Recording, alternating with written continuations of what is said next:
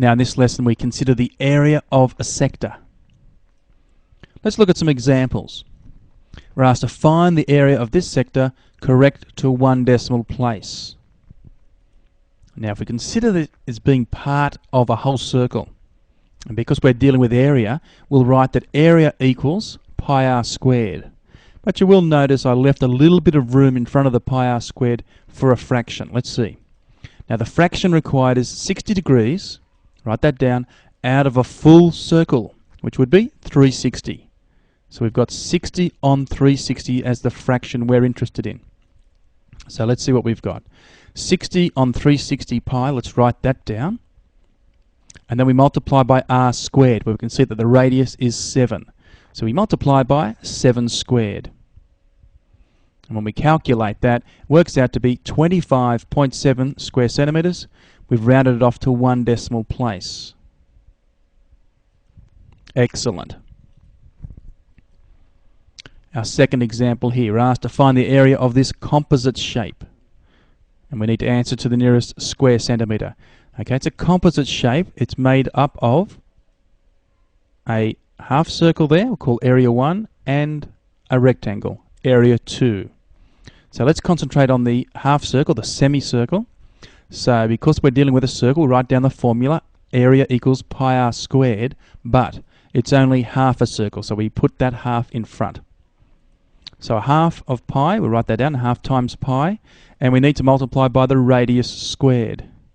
Now, if we think about that 18 centimetres, the radius of the semicircle would be half of that, wouldn't it? It would have to be 9 centimetres. So we multiply by 9 squared.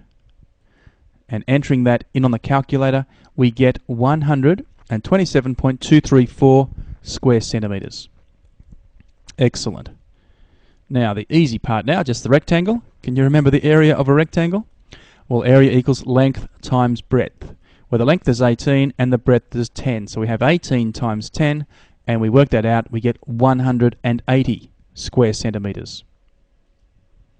Our final step then to find the area, it's area 1 plus area 2. There's area 1 and there's area 2. So we need to write them down and add them together, and we finally get 307 square centimetres, given that we've rounded it off to the nearest square centimetre.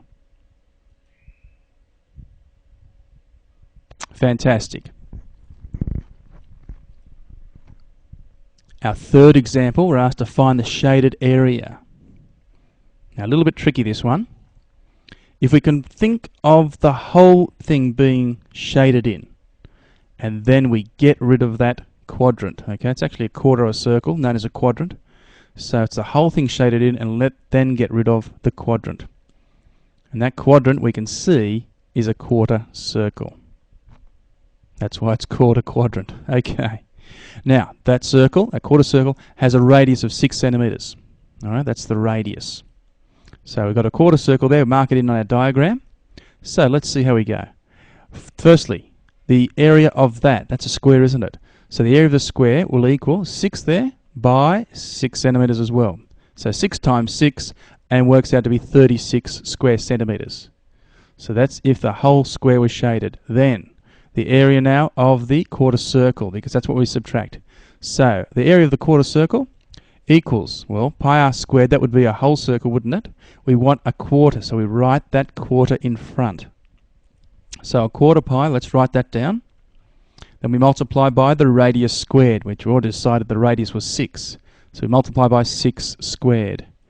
And doing that on the calculator, we get 28.274 square centimetres.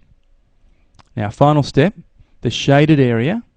Let's think about it. It's the area of the square, that whole square, and then we take away the area of the quadrant.